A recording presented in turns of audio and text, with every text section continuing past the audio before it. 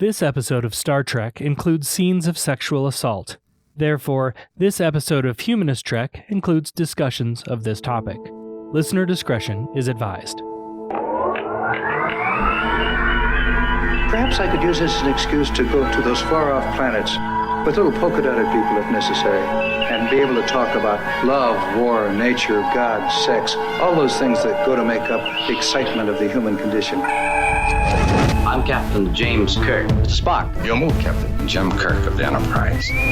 What's going on? I'm James Kirk. These people are my friends and my shipmates. Leave my crew alone. Out of the question. How about that? James Kirk. It fits like a glove, Captain. Oh, the bonehead ideas. Gentlemen, I'm Captain James Kirk. Get out of my chair. Get out of it now. My greetings and felicitations, Captain. So good of you and your officers to, drop in. Absolutely smashing. Hello, everyone. Welcome to Humanist Trek, a Star Trek podcast about the humanism in Star Trek. I'm Sarah Ray. And I'm Allie Ashmead. And we just recorded a couple of promos. And if I don't know, if I have them edited and put together, produced, maybe I'll play them right now. Are you a fan of Star Trek and humanist values? Then you'll love the Humanist Trek podcast. I'm Sarah Ray. I'm Allie Ashmead. And we are boldly going where no one has gone before, reviewing one episode of Star Trek each week through a humanist lens. Explore thought-provoking themes and ethical dilemmas in each episode while considering their relevance to our own world and our future as a species. Subscribe now to the Humanist Trek podcast and join the journey to a better tomorrow. Available on all major platforms. We did these script reads, and I want to tell you, Allie, I didn't tell you this when we were doing it. Uh-oh. For the most part, those promo reads were written by AI. Really? Yes. Were you using ChatGPT? I am using ChatGPT. I will be fucked. That thing is so good. I've heard so much about the ChatGPT.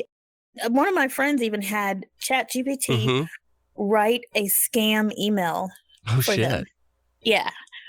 And I was like, man, this is dangerous. Right? Skynet is here. So what I thought would be fun is to read a script, you and I, that ChatGPT wrote for us.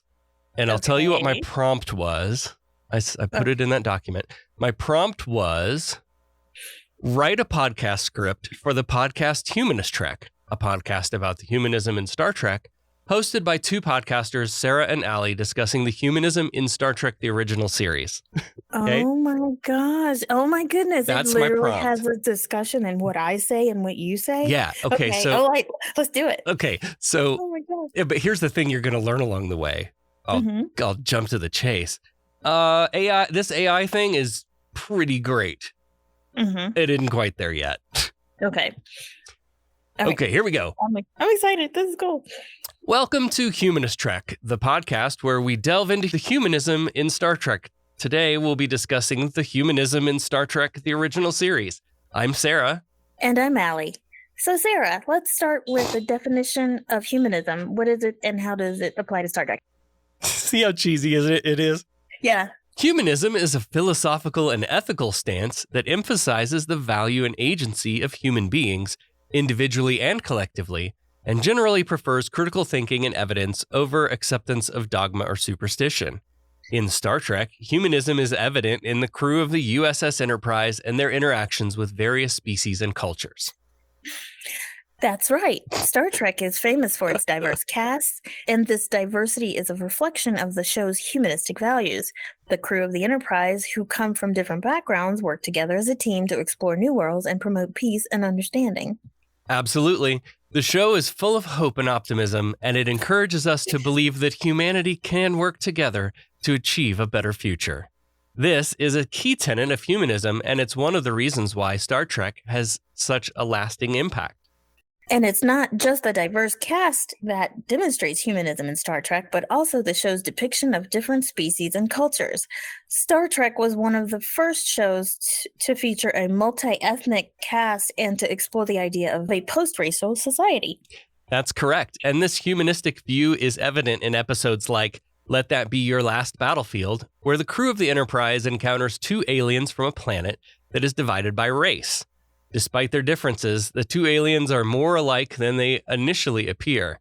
And this message of unity is one that is just as relevant today as it was when the show first aired.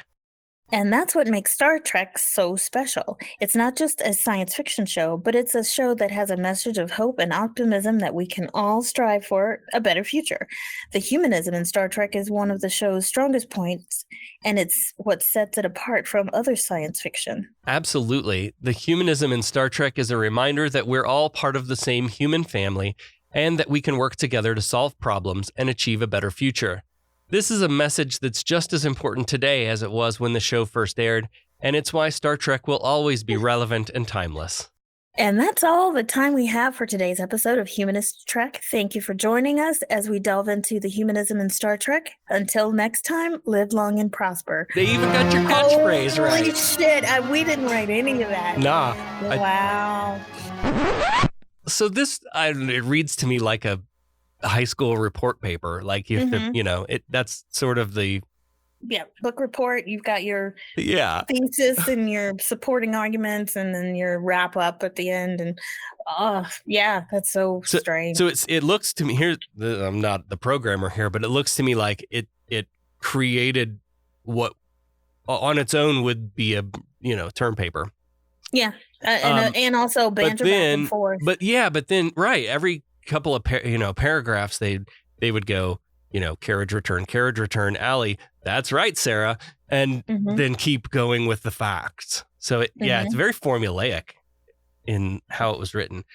And I don't know, I guess I just wanted to share that to say, like, it's not perfect yet, but it's pretty fucking close. But it's damn good. Yeah.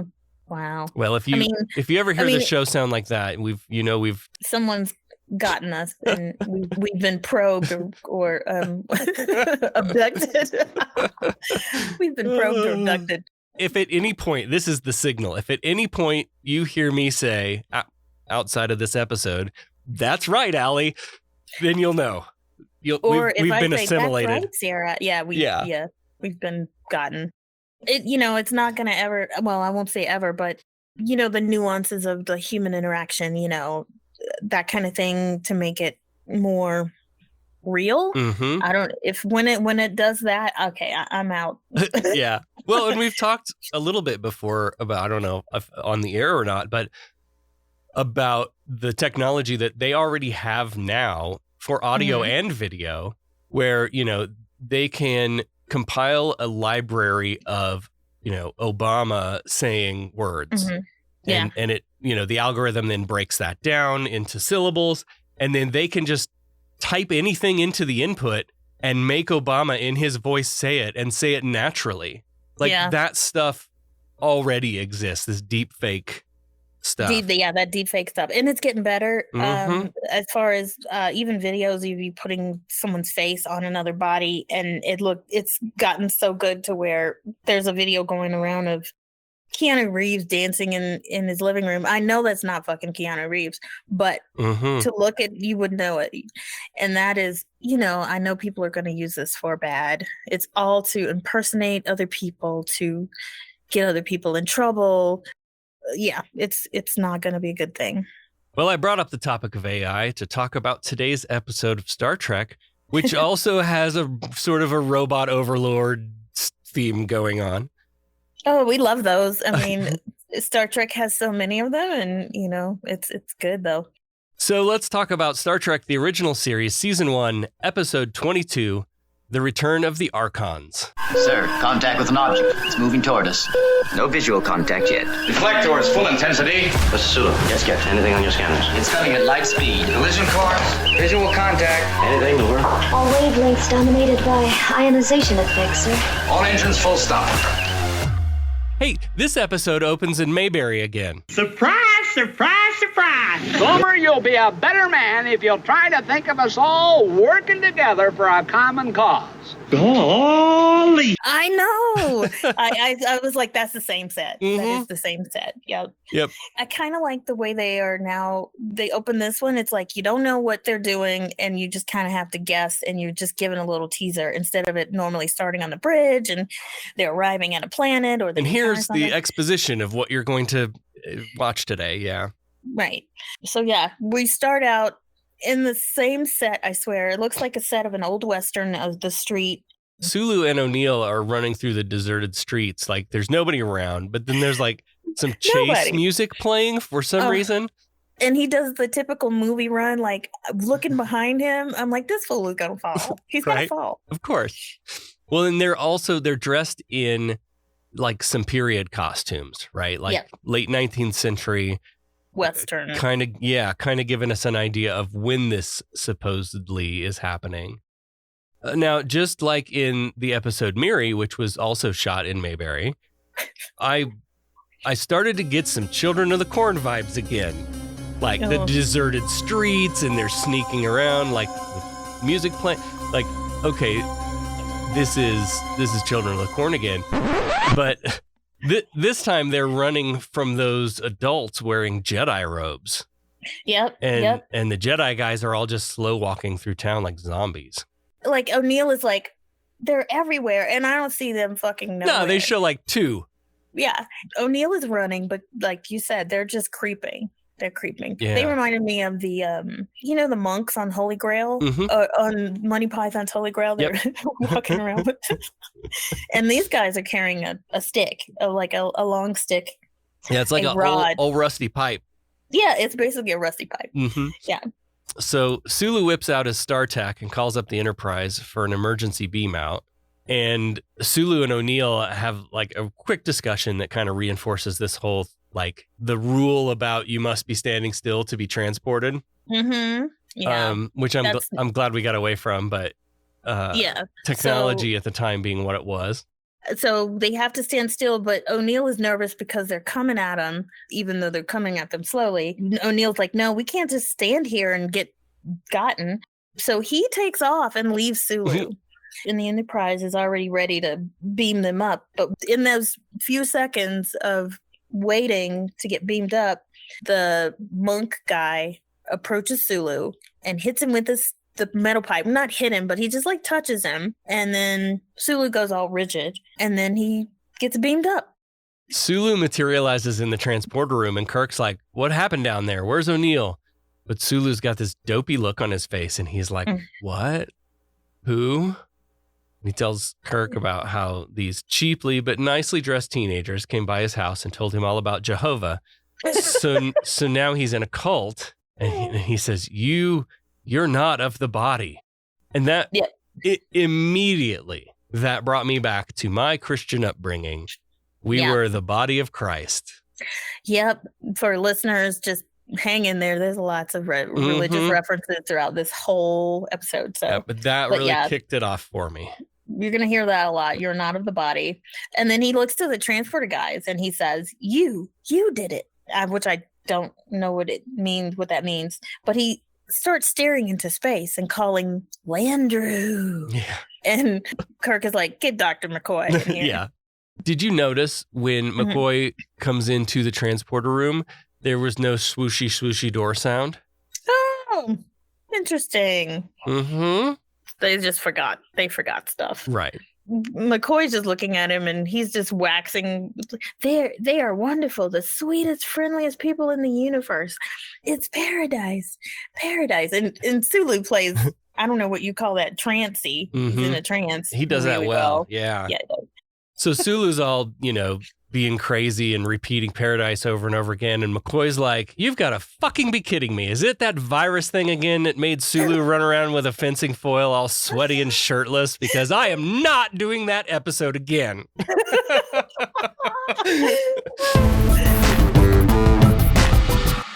After the theme, the captain's log finally fills us in on what the hell is going on here. They're orbiting the planet Beta 3, trying to find out what happened to the starship Archon, which disappeared there hundreds of years ago. And because of Sulu's weird condition, Kirk now decides he's going to beam down with another detail, because that's smart. Yeah, he takes 5 additional people with him. Yep. They all get to play cosplay, and they wear the same style of clothing in the late 1800s that Sulu and O'Neill had. But then Spock is wearing like this cloak to cover, I'm assuming to cover his ears. So he's wearing like a dark cloak. Dr. McCoy, there's a sociologist, Lindstrom, and then 2 security guards, Leslie and Galloway. We've seen, I think, Lieutenant Leslie before. So they are the landing party, and they beam down. And so they're on the street, and people walk by really slow, just milling around the street. And Spock's noticing they're kind of in a strange state, like the kind of contented mindlessness, I think he says. They have this mindless expression on their face, kind of like Sulu. At this point, they're wondering, like, is everyone on the planet like this? And what would that mean? And we get a cutaway shot to the town, and there's like, 10, 15 people doing that slow walk around the town. Like zombies. I read somewhere that to get everyone like in step, they had a drum beat off screen, off camera, and then they took the drum beat out in post. Cool. And that got them to all walk to the same. Anyway, they're walking through town, and one of these people stops and talks to them, and he puts his hand on his chest and joy to you, friends. He's like, you be strangers. And I'm like, why are you talking like this? But right. Whatever. Right. Yeah. Well, children of the corn. Mm-hmm. So the away team has to kind of play along here, right? They don't want to raise suspicions. So the guy's like, you're strangers here. Have you come for the festival? And suddenly, to me, what originally felt like Children of the Corn became The Purge. I've not seen that. Is that the movie where they have one night of just kill each other? It's this episode. Kill or be killed? It is this episode of Star Trek, pretty much. Gotcha. Yeah. Yeah. Yeah. So the townsperson asks if they've got a place to sleep it off yet and suggests they go around the corner to Rager's place. He's got some rooms available, but they have to hurry because it's almost the red hour. So Kirk looks at the big clock on the street sign or whatever, and it's like less than 5 minutes to 6 p.m. This guy's voice, this townsperson guy, the way he played his character, it really came through on a bit of dialogue. So he hollers at a woman nearby, Tula, and he says, these folks come for the festival. Your daddy can put them up, can he? It was just like, that was the creepiest fucking line read ever. He's very creepy. His name is Bilar. Before they can make any arrangements to go get a room, the clock tower starts chiming, and the DeLorean is flying down the road trying to hit the overhead wire at just the right moment when the lightning strikes the clock tower and be sent back to the future. Just before the clock strikes, Tula, the woman, said Rager is her father, and she assumes that they're from the valley because they don't know what the festival is, or they're not here for the festival. Kirk is like, fine, let them assume. So then when the clock strikes 6, she has this like weird look on her face. She just starts screaming. And then everyone just loses their shit. Everyone on the street just starts fighting, chasing each other. Shit. Yeah. Real wrath of God type stuff. Exactly. Fire and brimstone coming down from the skies. Rivers and seas boiling. 40 years of darkness, earthquakes, volcanoes. The dead rising from the grave. Human sacrifice, dogs and cats living together. Mass hysteria. Enough, I get the point. And I still don't get the, and we'll probably get to this at some point, but I don't get the purpose of this festival. Some woman jumps on Kirk and kisses him. Yeah. Because of course she did. Of course. Nobody else gets kissed, just him.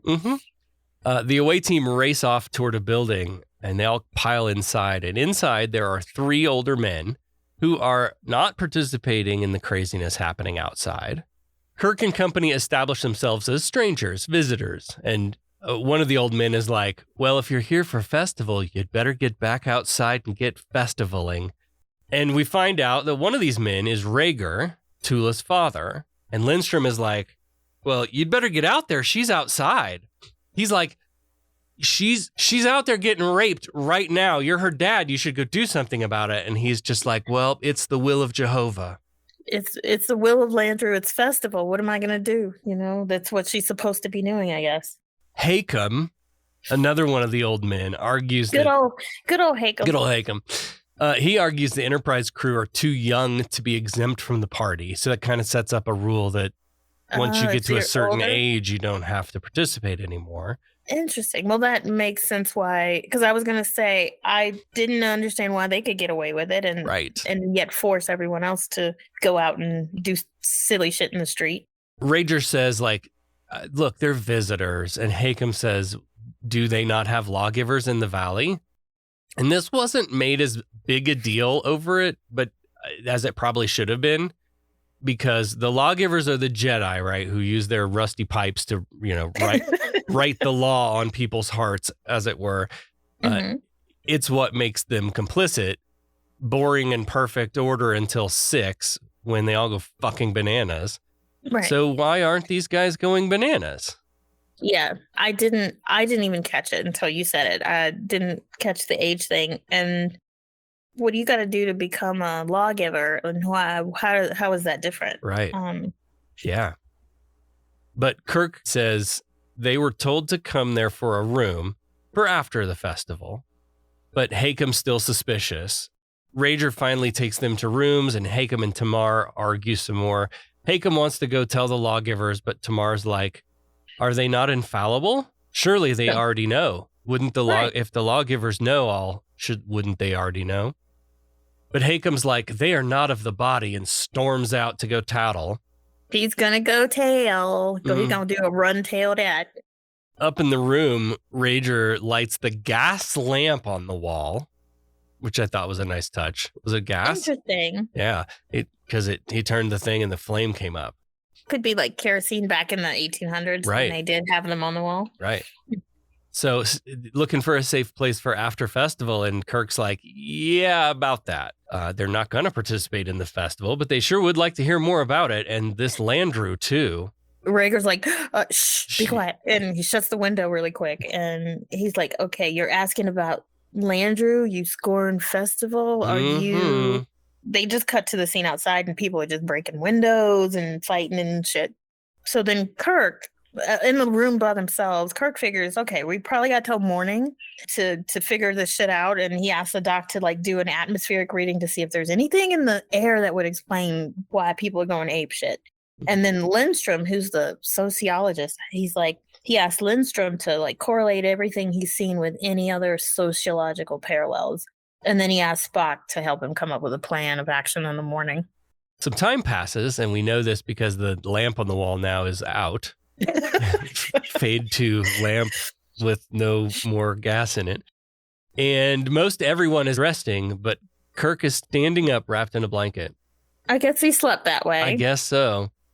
Outside, the sun is up, and the clock tower rings in 6 a.m., and all the townspeople go back to their weird zombie slow walk. Kirk is waking everyone else up when they hear the sound of a woman screaming. Did you notice when he was waking everything up that I'm assuming that Spock sleeps with his eyes open? Because Spock was just laying there staring into space. And so when Kirk was shaking everyone, like, Spock, wake up. And then Spock kind of snaps out of his trance. So Vulcans. So was he sleeping with his eyes open, or was he like meditating? I don't know. It could be. I don't know, but his eyes were wide open. So I thought that was interesting. So out in the hallway, it's Tula, and she's clearly dealing with some trauma from the festival. Interesting. Everybody else went back to zombie mode, but she didn't. And she didn't. Yeah. I thought that was very, very strange. Yeah. Anyway, McCoy swoops in to take care of her. And again, Lindstrom is like, some father you are, you just left her out there to get raped or whatever. And Rager kind of reacts the same way. Like, he communicates that he's not a big fan of this festival thing, but he's like, it's Jehovah's will. I can't. Yeah. Mm-hmm. The old men find out that the Enterprise crew did not attend festival, so they cannot be of the body. And then we move to another room where McCoy has sedated Tula. Rager asks if they're Archons, and Kirk's like, well, what if we are? When Tamar says, well, then they'll have to hide them because of the lawgivers. Yeah. Landru will know, and then he'll come and get them. Speak of the fucking devil. They all get lightning zapped. And Ernie Hudson is like, Jim, when someone asks if you're an Archon, you say yes.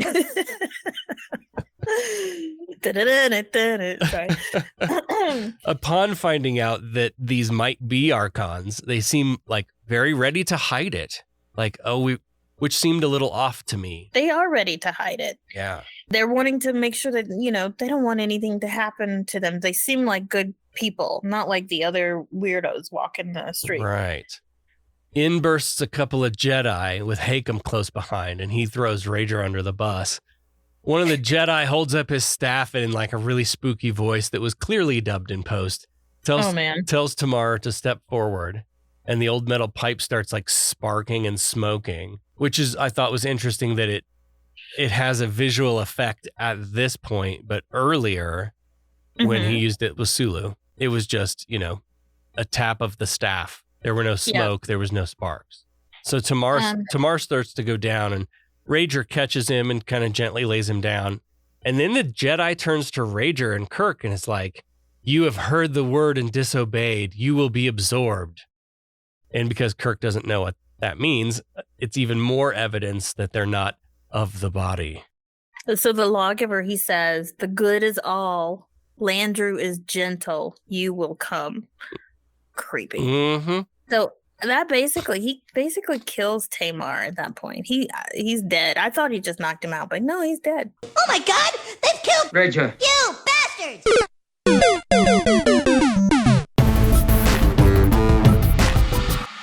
After the break, right back in where we left off, and Kirk's like, "We're not going anywhere." The two Jedi turn to face each other, and Spock's impressed. He's like, "They don't seem prepared to handle outright disobedience.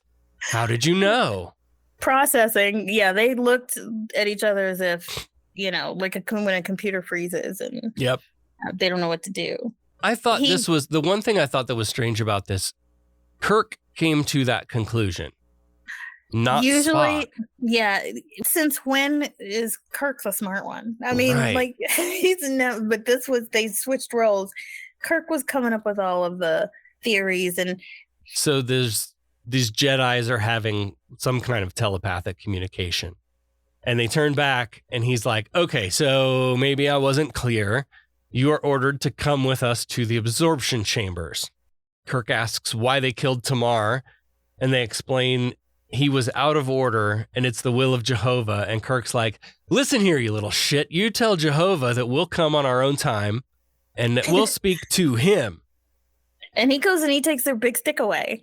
Oh, no. He just jumps over and grabs the stick. Yeah. Like, I don't know. If these people are powerful, if these lawgivers are powerful and they know all, wouldn't they have anticipated his attack? Yeah. So then Spock takes the stick and he's like, this is just a hollow metal tube. There's nothing in it. But somehow the lawgivers make it spark. But then right now they're frozen. Like they're having the blue screen of death, like general protection fault. You remember those? From, Windows 3.0? So Rager is like, quick, while they're out of it, we got to go before Jehovah comes. So out of the door and down the steps into the streets they go. Dumb smile on his face, and they're, pretending to do the zombie walk. Yep. And as they cross the street, they come across Bilar again, the guy who told them where to find shelter. And then fucking Lindstrom, like, keep your mouth shut, would you? But he's still mad about Rager's daughter, and he breaks character. Mm-hmm. And instead of acting like a zombie, he's like, "That's him. That's the guy." And too late, because Landru's already, I guess there's some kind of mass telepathy or whatever Landru's all seeing. He's already got all the town folk coming after them. So everybody on the street starts walking towards them. Kirk says, to put your phasers on stun and do like a wide spectrum. They're jogging through Mayberry around a corner, and suddenly they're trapped between two groups of Jehovah zombies. And Kirk orders a couple. Jehovah zombies. Kirk orders a couple rounds of phaser fire, stun setting wide beam, and takes out a couple groups of zombies, including one Lieutenant O'Neill. Yep. So now Lieutenant O'Neill is of the body, and he's acting strange like the rest of the townsfolk. And they grab him, but Rager warns them about bringing him along because, he's just going to alert Landru to where they are, but Kirk is not going to leave one of his teammates out there, so they drag him. Cut to a set that seems wildly out of place here. This looks more like Trelane's castle. Yeah, it does. It looks like a dungeon in a castle. Yeah. So. But again, I'm sure they're reusing sets. Oh, for sure. So yeah. They all come inside and Rager goes to a corner and pulls a fabric cover off of what looks like a white drop ceiling tile. But it's a lighting panel, and the Enterprise crew are like surprised to see such technology among what seemed like a pretty backwards people. Mm-hmm. Yeah. And Rager explains that that's from a time before Jehovah. Possibly 6,000 years ago. Yeah. 6,000 years ago. That's like a lot of creationists use that. The Earth is 6,000 years old. So I thought that was interesting that they used that number. Mm-hmm. And we also learn that the body doesn't kill unless it has to. It prefers to absorb its enemies. A bit like the Borg, in a way. Oh, I thought exactly that. The Borg, yeah, they're walking really slow. They don't kill unless they have to. They just want you to become one mind, like the hive mind. Yep. There was a lot of that in this. They need your brain power. Yeah. Instead of killing everyone, they want to use you first. It's weird. Maybe that's where they got the idea. Rager says that when the first Archons came, many of them opposed the will of Jehovah, and many of them were killed, but many more were absorbed. Finally, we learn here that Rager is part of a renegade group that resists Jehovah. Rager explains that they are organized in groups of 3 for some reason, and he doesn't know who the third is because Tamar is his contact, and now he's dead. So the 3 don't all know each other, I guess. So we have to decide what to do with O'Neill now, who is starting to regain consciousness, but could signal the others if he's allowed to wake up. So Kirk orders McCoy to keep him sedated, and Kirk questions Rager now, like how does this underground stay hidden? And Rager doesn't really know. Some of them just seem to be able to escape the directives, he says. Mm-hmm. And the Archons, when they came, they invaded the body but resisted Jehovah. Rager described how the Archons were pulled down from the skies, and that answers Kirk's questions about what happened to that starship. And he immediately calls the Enterprise. He talks to Scotty, who he's left in charge, and he learns that these are some heat beams that are coming up from the planet that are focused on the ship. And Scotty's like, her shields are able to deflect them, but all the ship's power is being diverted to do that.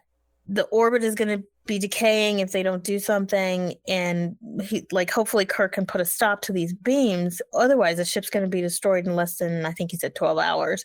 Contacting the ship enables Landru to basically discover where they are, and Landru appears on a wall and basically in some sort of hologram form. And it looked like he got this costume, again, from the Roman section of the wardrobe department. Yes, they love those. They love that. They go to that a lot. Yeah. And I wonder if that's like intentional to, signal back to like a lot of the stories. Yeah. Like a lot of times they'll say, like very directly point to, we are doing a Shakespeare story in space. Yeah. Right. And you'll see that, all of those parallels, that this is saying that, except like now we're doing a Roman story, a story from Roman times in space. I wonder if it's intentional to signal something like that, or if like legit they just went down to costuming and were like, what you got this week? We don't know what aliens would wear. Wouldn't they wear something drapey? Sure. Little off the shoulder. Yeah. Spock works out quickly this is just a projection with no mechanical devices in the room, so there's something clearly powerful producing this thing. And the figure identifies itself as Jehovah himself. And I thought I'd just read from the script here because this is quite the monologue. And throughout this speech, Kirk tries to interrupt and demand that the Enterprise be released and so forth. But this Jehovah projection can't hear him. And at one point, Lindstrom pulls out his phaser, but Kirk talks him down. Landru says, "You have come as destroyers. You bring an infection. You have come to a world without hate, without fear, without conflict, no war, no disease, no crime, none of the ancient evils. Landru seeks tranquility, peace for all, the universal good, The good must transcend the evil. It shall be done.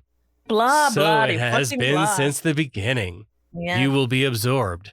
You will individually merge into the unity of the good. And that was, again, like a very Borg reference. Yeah. Very Borg, but also very much a religious reference or cult reference. Mm-hmm. That whole paragraph was very culty. Yeah. Like, you will drink the Kool-Aid and you will like it. But there's also a tinge of Borg on there, that absorption.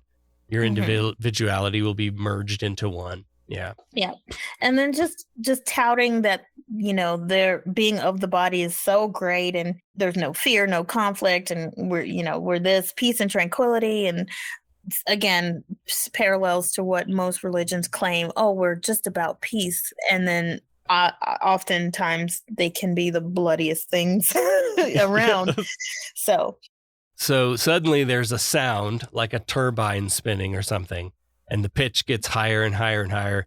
And everyone has like a really bad headache. And they flop onto the table and the chairs and the floor. And they're out. This return from the commercial break took me out of the story a little bit. They use the standard, boilerplate Enterprise is orbiting the planet under the captain's log voiceover. Mm-hmm. But in the voiceover, Kirk talks about the Enterprise being under attack from some heat rays or something from the planet. Mm-hmm. And we did not see that in the shot of the Enterprise orbiting the planet. No, we should have seen that. Yeah, we never saw any type of engagement of phasers or shields or any of that stuff. Just a peaceful little spaceship orbiting a planet. But maybe he didn't. Maybe he did say it was heat rays, but so I don't know if we would be able to see that. If that would be visible or not. Yeah. Who knows? Maybe they forgot that part. Anyway, down in the castle dungeon playset, Kirk is coming around and he kind of searches around a lityou bit. Again, he's the first one to wake up. Of course. And the leader wakes up first. It's like, have you ever had a sleepover and you're like, if it's your house, you're waking up first. Well, if I'm staying at your place and I wake up 2 hours before you do, and then I'm just kind of sitting around like, what the fuck? Like, what the hell am I gonna do? Yeah. But normally, like if it was at my house, I would always wake up first because I'm in charge. I don't know. I don't know. Kirk goes and wakes everybody up, and their phasers are gone. We learn that McCoy, Galloway, and O'Neill are missing. Spock says they were hit by a hypersonic, so basically like a sound wave attack.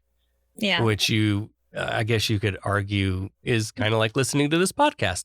We assault your ears for an hour until you collapse. But would that knock you out?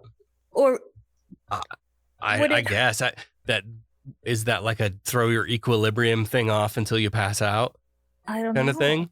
Yeah, I don't know. Like a loud concert? I don't know. Spock tells Kirk they can't count on confusing the Jedi again. Like they'll have adapted. Another Borg sort of Jedi thing. Borg. Yeah. He's like, they can't see how an oversight like that would go unnoticed. And he's pretty sure that they're going to find a way to correct that. Mm-hmm. Kirk asks Spock if he means to say that, like, are the Jedi's computers not humans? And I think he meant humanoid or life form here or whatever. But like, are these Earth people? Are these humans? Or is this an alien race? I was very confused at this point because they're talking about them as if they're humans. Just then, the door opens and the Jedi escort McCoy and O'Neill. And now McCoy has gone all nutter talking about Jehovah. He doesn't recognize Kirk, but he says they are all one in Jehovah. And Kirk like shakes him up a bit. And he's like, remember, damn it! The Enterprise, the ship, that woman you were in love with that turned out to be a sucker-faced salt vampire, cupping practitioner. You remember that, don't you? But McCoy's gone. He's all like, ask Jehovah. He remembers. He's like, you speak strangely. Are you from away? And just like Sulu, he's just lost it. So the Jedi come back and demand that Kirk come with them, and he tries defiance again, telling them no. But it doesn't work this time. It doesn't distract or confuse them. So he tells Spock to figure out McCoy and leaves with the Jedi. Spock asks McCoy what will happen to Kirk, And McCoy goes off on his religious nuttery again. He's off to get blessed by Jehovah and whatnot. Cut to Kirk strapped up against a wall. And there's a man in here in orange that looks like maybe he's supposed to resemble a monk. Yeah, his name is Marplon, and he's different than the lawgivers. So he's like a higher monk, I don't know. And he's supposed to oversee the absorption. For a split second here, though, I did think, like, wait, what if Marplon is the third? Yeah. Dun, dun, dun. What if he's part of the resistance? But they didn't show him being absorbed. They didn't show Kirk being absorbed. Mm-hmm. So then they basically left that scene where Marplon was mashing buttons, and then they go back to the dungeon with Spock and McCoy, where Spock is still trying to get some sense out of this motherfucker. And he's trying to do, he's putting his hands on his face and trying to do a mind meld, but he's not getting anything. There's nothing left in McCoy. The monks come back in, and then they point their stick at Spock, and it's like, hey, it's your turn. And then so Spock is then taken to the absorption chamber. As they're bringing Spock in, they're bringing Kirk out, and Kirk is like, joy to you, friend, bloody, fucking blah. And he's mindless expression and the will of Landru and of the body bullshit. So Spock's like, damn, this, thinking this is going to happen to me too. So we get a tight shot on Spock raising an eyebrow into our last commercial. I was right.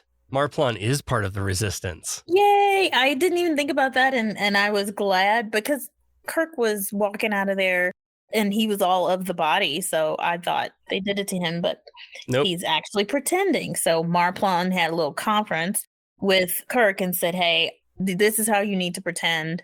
So then he lets Spock in. He's like, don't worry, this is not going to harm you. And then he lets Spock in on the whole Underground Railroad thing. So this guy's not in the cult, but he sure seemed like a true believer. True believer of Archons, that is. Yeah, he's pretty high up there. So I'm just wondering like how he was able to infiltrate with Landru being all knowing. Right. How did he do that? So Spock tries to argue that they aren't actually Archons, but Marplon is like, call yourselves whatever you want. You're fulfilling a prophecy right now. The Jedi come back to collect Spock again, and Spock dutifully plays along. He returns to their holding cell, and Kirk is still acting the part, but they kind of whisper back and forth, right? Spock is like, be careful, McCoy is right over there, and you don't want him to hear what we're talking about. And then, sure enough, as they're talking, McCoy stands up and kind of walks over to the group. And What's he doing? They all have to play the part now to kind of shake McCoy off the trail. Joy to you, my friend. Finally, Kirk leads them away from McCoy, and Spock lays out his hypothesis. The society, he says, is soulless. Like a machine, these people are getting orders from someone or something, and they've come to the same conclusion. Jehovah must not be a person or even a god, but a machine. And it's time to pull the plug. But then Spock says something that I think has got to be the first time they brought this up. Yes. He's concerned that this would violate the prime directive of non-interference. And like those of us who have watched all the Star Treks, we know about the prime directive. Yeah. But this is the first time they ever talked about it in the original series. Yeah. The prime directive is their main operating procedures. But Kirk counters that only applies to living, growing cultures. And is that this culture? Yeah. No. But again, though, this is one of those dilemmas like who are they to judge what is a growing culture or whatever? Mm-hmm. Again, I agree with Kirk, but at the same time, someone could argue that maybe they still shouldn't interfere, but they're already in it, so they have no choice. But so Rager and Marplon come into the holding cell, and McCoy jumps right up to give them a hug. Praise Jehovah! And of course, they play along. Marplon comes bearing their star tacks, and Kirk's got a lot of questions about Jehovah. And Rager and Marplon try to, body language him into shutting the fuck up about it, because McCoy's right in the other room. But it's too late. McCoy's listening in, and he starts screaming for the Jedi, yelling about how they're not of the body. He goes and he tries to choke Kirk. And then O'Neill goes and tries to attack Spock. Spock throws O'Neill away, and then Kirk chokes out McCoy. At this point, your Jedi or your Holy Grail monks come in, and Spock lands a right hook just as Kirk lands a chop to the Jedi monks, and they take their robes. Spock throws a punch, and Kirk's like, isn't that a bit old-fashioned? Which is like a callback to, there was an episode, they had a whole discussion about Spock finding that distasteful. Really? Like, they were in sickbay, I think. Oh, that's right. That's why he does the nerve pinch. Yeah. Exactly. Yes. So, yep, they swipe the robes from the Jedi and ask Rager and Marplon where to find Jehovah. But they're like, well, we don't actually see him. We hear him in the Hall of Audiences. And Kirk demands to be taken there, but these guys have a visceral reaction to this. Yeah. Well, this is... I thought about this. This is like kind of like indoctrination a little bit, even though they are resisting. When it comes like right down to, hey, let's do something to actually fight for your freedom, they like kind of revert back to their fear of this Landru. Right. So it's kind of like how strong indoctrination could be. I don't know. Spock calls up the Enterprise, and Scotty gives us the update. Now it's 6 hours left before they lose orbit.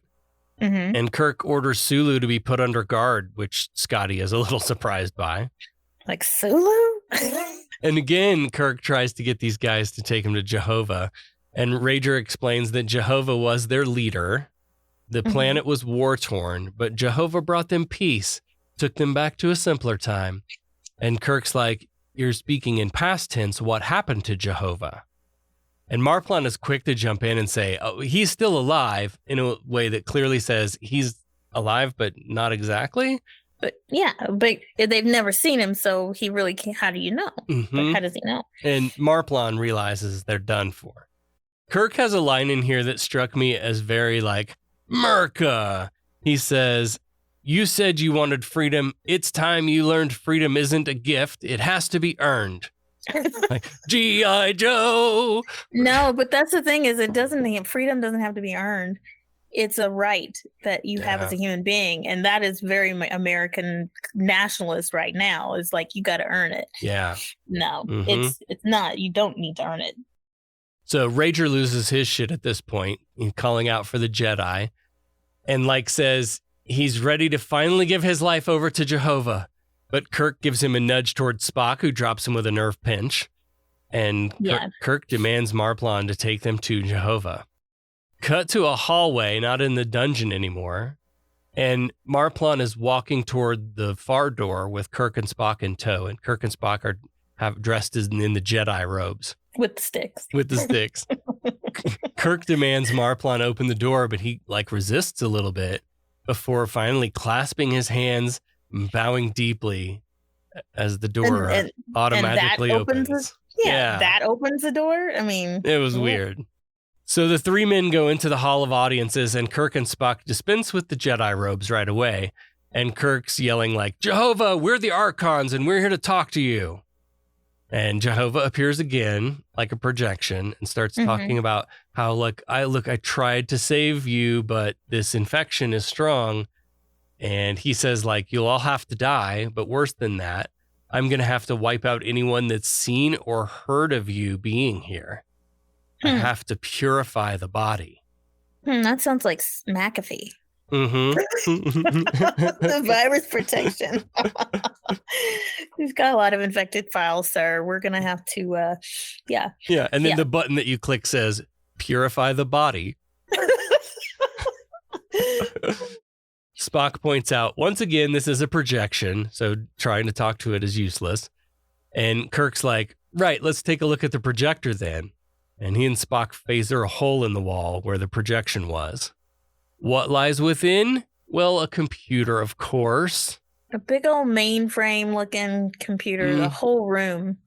Spock points out that this whole society is a machine's concept of perfection, which is another sort of Borg-y sounding statement. So they attempt to pull the plug by shooting the computer with their phasers, but Jehovah disables them. And then Kirk tries to argue that the real Jehovah died 6,000 years ago.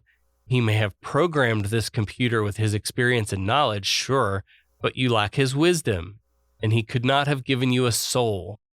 And Jehovah says they will have to be obliterated for the good of the body. He says the good of the body is the prime directive. And I thought that was an interesting reuse of the phrase, prime directive. Anyway, this is the opening they needed, and so Kirk launches into another game of Confuse the Computer. He asks, well, what is the good? And Jehovah answers, the harmonious continuation of the body, the peace, the tranquility. And Kirk says, all right then, what if I told you that you have disobeyed the prime directive? The body is dying and you're the one destroying it. And of course, Computer Jehovah is already starting to like fritz out. We're playing Confuse the Computer. Does not compute. And Kirk says, what have you done to do justice to the full potential of every individual of the body? Insufficient data. Kirk continues, without freedom of choice, there is no creativity. Without creativity, there is no life. So some Jedi come in begging for Jehovah's guidance, and Kirk's about to phaser them, but Spock brings them down a notch, pointing out that they may be experiencing a lack of guidance for the first time in their lives. Jehovah argues that the body lives with peace and tranquility, but it reserves creativity for itself. And Spock says that without creativity, the body dies. So they've got Jehovah cornered in a logic problem here. And finally, Kirk lands the final blow. And the computer's like, wait, am I the asshole? And so basically the computer just in the, like you said, a logic loop and just starts exploding and just basically self-destructs. And from now on, like the Beta 3 people, they're going to have to learn how to function now without it. Yeah. Kirk calls up the Enterprise. The heat rays are gone, Sulu's back to normal, and the landing party is ready to beam up. The button on the episode, as the Enterprise warps away, we learn that sociologist Lindstrom has stayed behind with some experts to help restore the culture to a human form. Again, was this ever established to be a human colony? I didn't get that at all. Not really, but there we go. Spreading freedom. Right. America. Right. Yeah. Are we imposing our humanity on people who look like humans? We assume that they are because they've been under mind control for so long. They don't really have their own culture. They don't know who they are. Yeah. Yeah. So Spock is like kind of impressed with the feat of engineering of the computer. Not that he agrees with it, but he's just saying, the ability to control millions of people. And Kirk's like, yeah, but Landru, who created the program, couldn't give them wisdom or compassion. And Spock says, that's predictably metaphysical. Right. And that he prefers the concrete, the facts, the graspable, the provable. And Kirk's like, you'd make a good computer. And Spock's like, that's very kind of you, Captain. And then Lindstrom calls up from the surface to say goodbye to everyone. And he says that already this morning they've had domestic quarrels and a couple of knockdown, drag-out fights. So it looks like they're on the right track to humanity. Yep, that sounds like us. It sure does. And finally, Spock says, how often mankind has wished for a world as peaceful and secure as the one Landru provided? To which Kirk replies, yes, and we never got it. Just lucky, I guess. Boy, I'm sure glad that's over with. I'm happy the affair is over. Me too. A most annoying, emotional episode. Yeah, but I learned something today.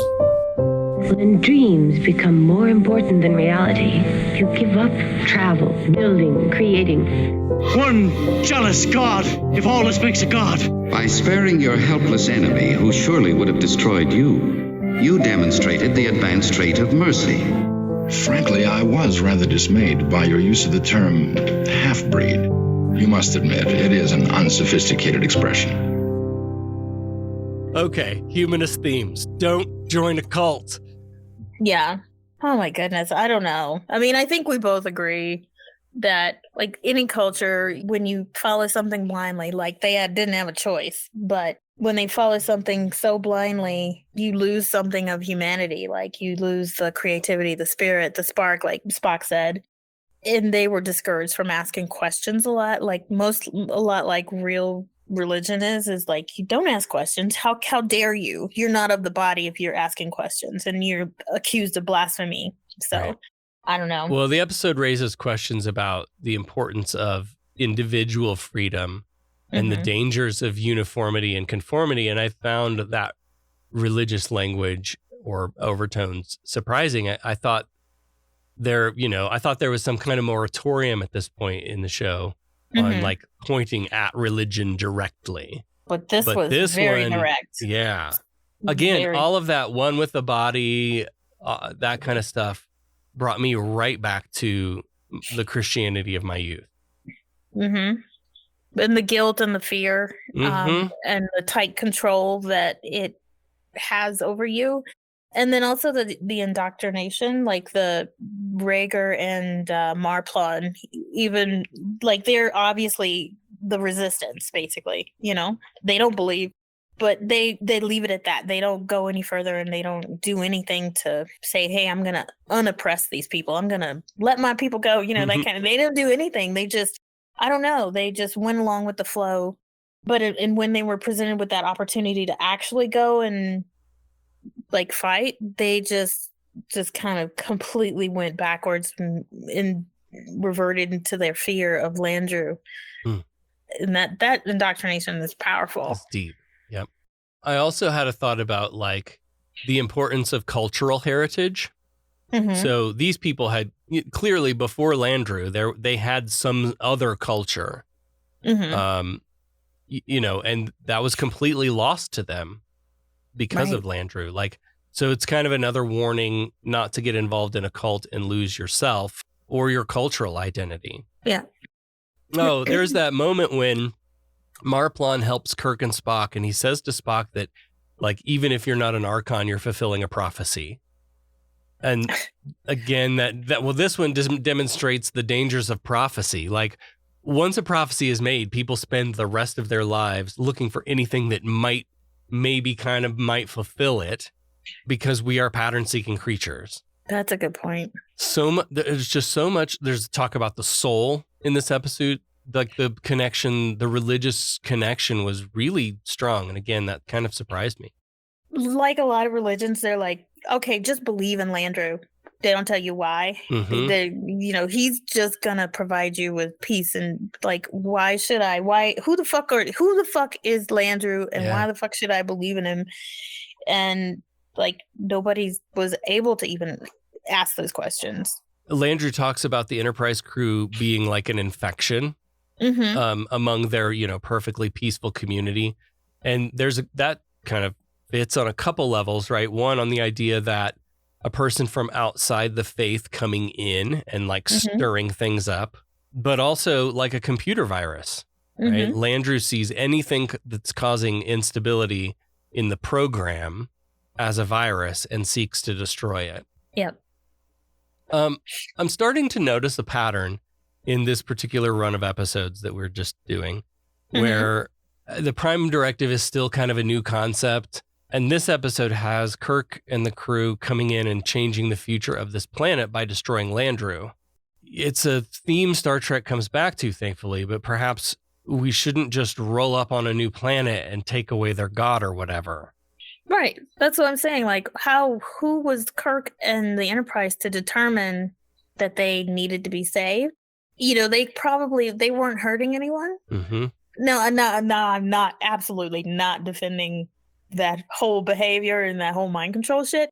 But I'm just saying, if someone was going to present an argument of, no, you shouldn't be there, you shouldn't interfere, maybe our culture or what we think is okay doesn't apply to space. You know what I mean? Right. And then, of course, right there at the end, we're left to think about how much we want a peaceful world, but do we ever think about what it might take to bring such a world on? Yeah. And would we lose our freedom? Would we lose our individual freedom I get why they need the Prime Directive, but what if it's part of someone's culture to kill everything? Yeah, right. You know? And, like who the hell are we? Yeah. To come in and tell you that, no, our way is better. We're trying to police. Yeah, they're trying to be the popo for the universe. Anyway, if they weren't, we wouldn't have a show, so... But I just think it's an interesting conundrum of who says we're right, who says the Enterprise and the Starfleet is right. Yeah. We have to talk about one other thing that I wrote down and forgot about until I just looked down at my notes. We were talking about the purpose of the festival. Yes. Are you familiar with the Amish? Yeah. And they do let the young ones go. Rumspringa, right? I've heard of it. Yeah. Right. So it's like, I grew up near Amish country. And there are a lot of stereotypes about Amish folks. But this one is based on that, they raise their children with a very strict religious, moral sort of code of conduct or... Right. Yeah. And then, like, that indoctrination is so thick and so deep and so strong that when... kids come of age in these Amish cultures, they're kind of let go to experience the world. Mm-hmm. And then you have this time to go experience the world. And then we come back. And the question is, do you stay and be an Amish person the way an Amish person is expected to be, or do you go into the world? So this reminded me a lot of that, a lot of that. Like you're tightly controlled for, this time of your life and then set free to be. Saturnalia was one of those reverse things. Like there's a lot of connections to that, I think. Yeah, well, that makes sense. I mean, I can't imagine what the Amish kids might go through being released into the world that they know nothing about. And it's very scary. I imagine they just come right back because they weren't taught anything about the world other than probably, and I'm assuming, but that it's, evil and right. So that's a guarantee that the indoctrination will work because that world is scary. Yep. Now I imagine not every kid probably comes back, but right.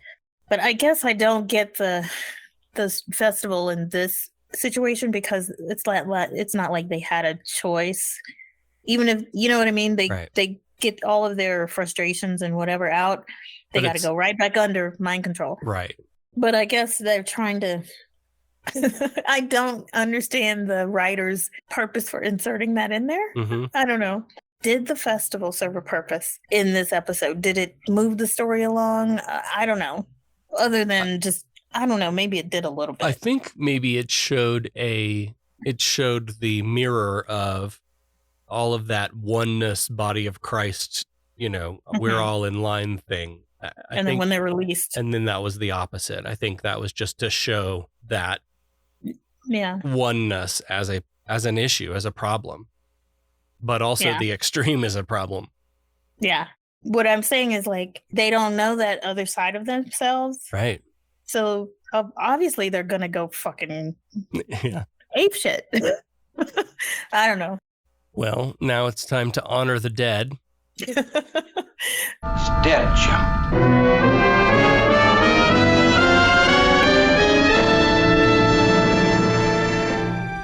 We are assembled here today to pay final respects to our honored dead.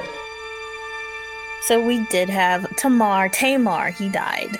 Rest in peace, Tamar. Tamar was of the body, or was he just pretending? How would he know that he would meet his ending? He was indeed smote by the lawgiver's big stick. It was the will of Landru. I think Landru's a dick. Rest in peace, Tamar. Rest in peace. Let's get right to business. Fine, I'm authorized to pay an equitable price. Federation has invested a great deal of money in our training. They're about due for a small return. Listen, we pay off percentages. We're entitled to a little service for our money, huh? Is this the way your citizens do business? Their right of petition? They pay their percentages and the boss takes care of them. Is there anything else? All right. Well, we want to thank our patrons. We appreciate you all so much. And this week, drum roll, we'd like to welcome some new patrons. Somebody named Allie. I don't know who that is. And and Jeff. Jeff, welcome aboard. And again, thank you so much for supporting the show and for all of you that do. Hey, Jeff, thank you so much. If you're not a patron, please consider becoming one. Patrons get early access to every episode. There's merch at different levels, and we recently dropped a patron-exclusive episode that you will not get in the main feed. So head on over to patreon.com/humanisttrek and pledge as little as $3 a month. Really does go a long way to support the production of this show. Of course, we know that many of you might be thinking, well, I could give this podcast money, or I could buy eggs this week. And we totally get that. Eggs are no joke, y'all. There are a lot of great ways to help support the show. You can leave us a rating and review wherever you listen to Humanist Trek, share our episodes out on social media with your friends. All of those things help us reach even more listeners and would be very much appreciated. I assume you're loitering around here to learn what efficiency rating I plan to give your cadets. Trainees, to the briefing room. Is that all you gotta say? What about my performance? Aren't you dead? I don't believe this was a fair test of my command abilities. There was no way to win. There's no correct resolution. It's a test of character. Now, what is that supposed to mean? I am understandably curious. May I ask you a question? Who's been holding up the damn elevator? All right, Becca is back now for the exciting answer to last week's challenge. Last time on Humanist Trek, you asked us, actor Ben Stiller's production company's name was derived from this episode. What is its name? We didn't know. What was the answer? Red Hour Productions. Oh, for the Red Hour. Okay, I get it. Yeah. That's dumb. Sorry.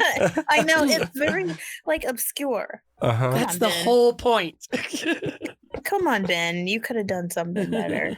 All right, next week, we'll be reviewing Space Seed. Kirk meets Khan, a leader of Earth's eugenics wars in the 1990s. What's our question for Space Seed? You thought that one was obscure. Oh, shit. Oh, damn Hold it. on to your pants.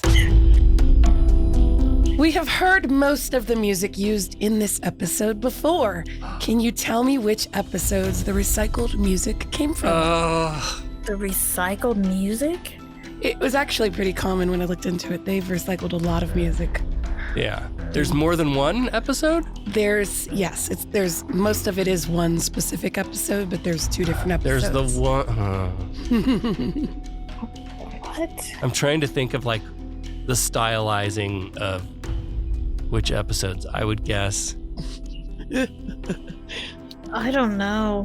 I'm looking through all the episodes. Yeah, I need to see my episode list. Okay, so I would say Balance of Terror is where we get the Romulan theme. I feel like Charlie X had some pretty distinguishable music.